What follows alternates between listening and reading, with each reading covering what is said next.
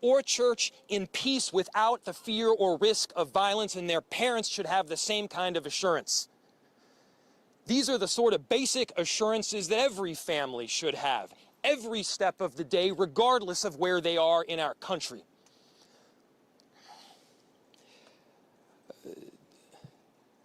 I'm so deeply saddened, and I'm so sorry to the families that I know are suffering right now. My ask is to everyone, stand by them, love them. These families have forever been changed, and we've all been changed with them. We need to do everything possible to support them through this time. We have a family resource center that has been set up. I'm grateful for all of the law enforcement agencies from a number of different jurisdictions, all the different departmental support that we've received. They're going to be working tirelessly. There's also a family resource center that is being set up as we speak to make sure that we're there for everybody. Again, to the families that are suffering, to those that have experienced loss, I'm so deeply sorry. We're going to be with you every step of the way. We love you. This kind of act of evil should never happen, and it happens far too often. The chief will provide additional details. My name is Brian O'Hara, B-R-I-A-N, O''H-A-R-A. I am the Minneapolis Police Chief. Earlier today, just before 8:30 a.m., our city experienced an unthinkable tragedy. Minneapolis police officers responded to a report of a shooting at a mass that was happening at the Annunciation Roman Catholic Church on the block behind me. This worship service was marking the first week of school for children that are attending the Annunciation Catholic School. During the Mass, a gunman approached on the outside, on the side of the building, and began firing a rifle through the church windows towards the children sitting in the pews at the Mass. Shooting through the windows, he struck children and worshipers that were inside the building. The shooter was armed with a rifle, a shotgun, and a pistol. This was a deliberate act of violence against innocent children and other people worshiping.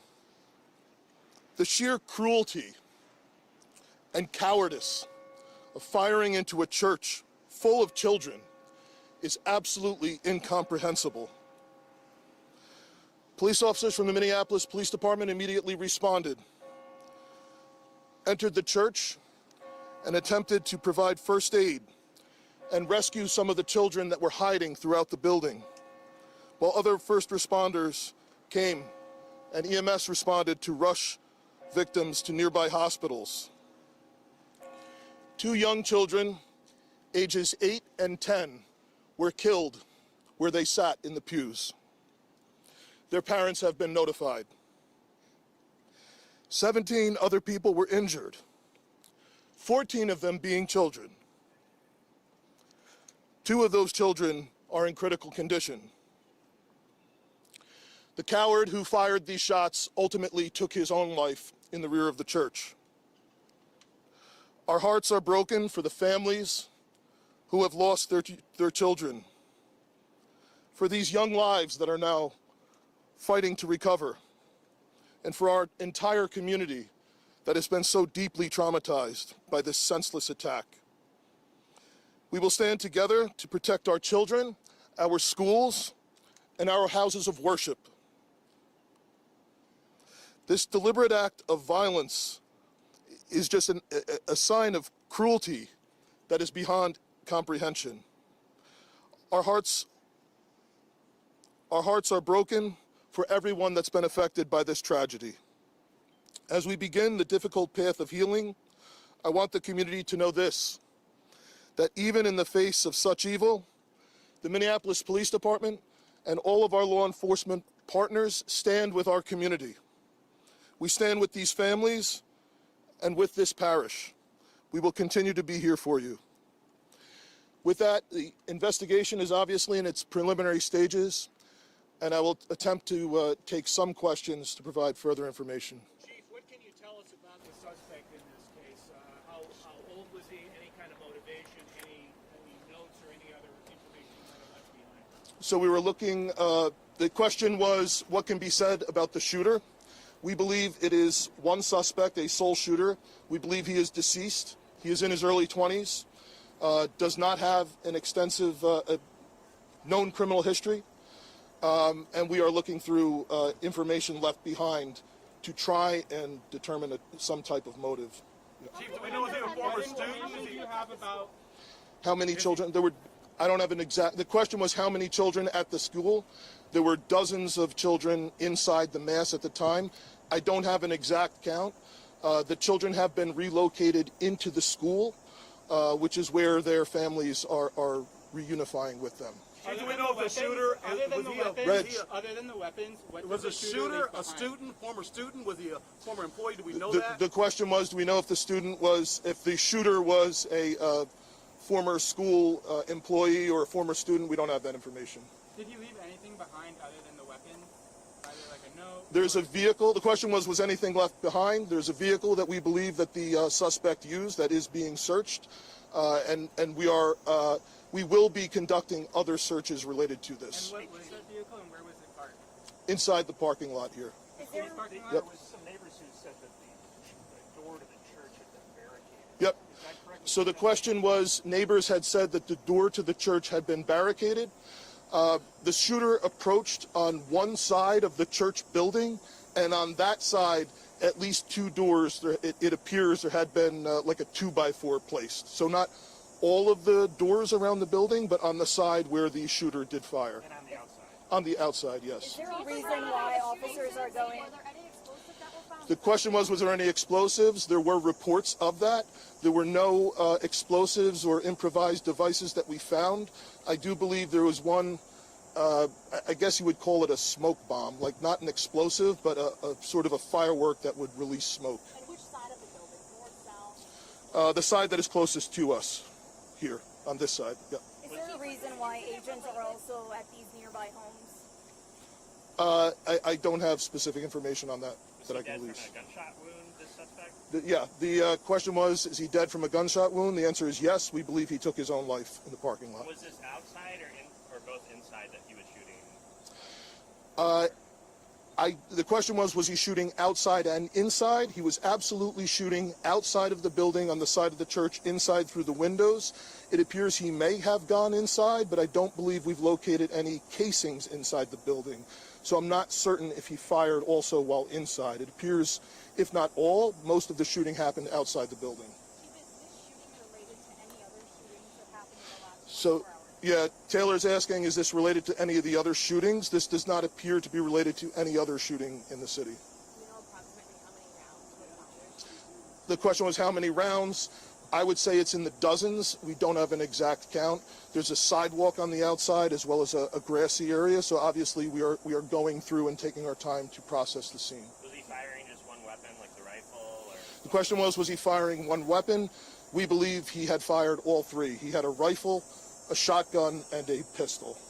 Chief, was this individual licensed to conceal and carry? Did he have any background prior? Were the weapons, was he lawfully carrying the weapons? I don't have that information, and I don't have any information on any significant criminal history either.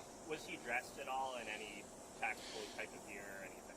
It appeared he had some black clothing on, his cargo-type pants. I guess you could interpret that as, however you like. All right, ladies and gentlemen, thank you for helping us to get the information out today. We have a lot No more more work questions? that needs to be done.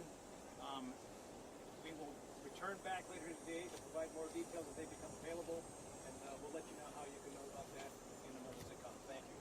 How can the public help? That's it. Thank you.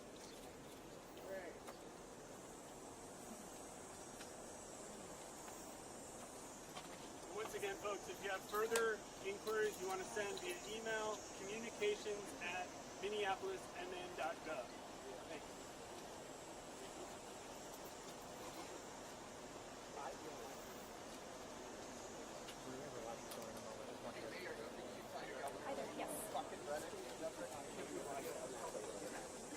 coming through? Oh, just sending them the. Hey folks, one other quick thing. If you want to be absolutely sure to be notified of the next press avail, please send an email again to communications@minneapolismn.gov just to make sure, triple sure you're on all the lists. Okay? Thank you.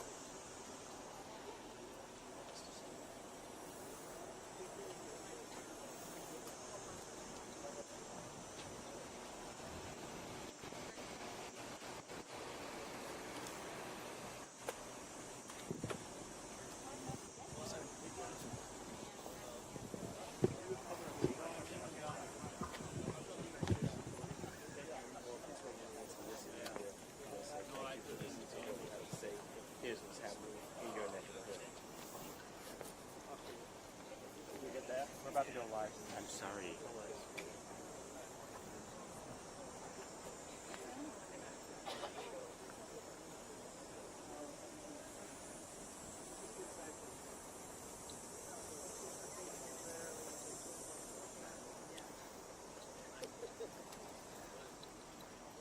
Song the children were singing after they left the chapel. This is a prayer for these kids and families. Lord, prepare me to be a sanctuary.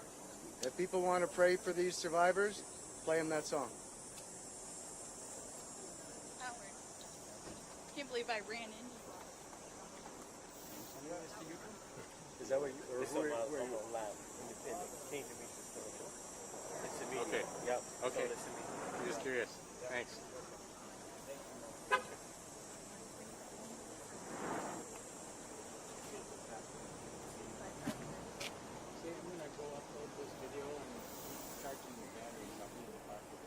No worries. I might also join you in the car. I'm going to do an interview with someone who was here for that.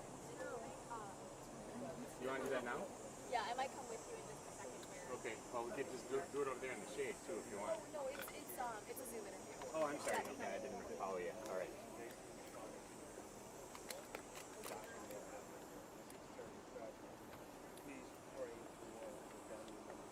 John, the first words out of that press conference were "children are dead," and those words perfectly well describe what this scene is like at this moment. It is a very difficult scene. We are just outside of Annunciation Catholic School. We are surrounded by a very, very heavy presence of police officers, state troopers from Minneapolis. The FBI is here. We just witnessed multiple K-9 units going in.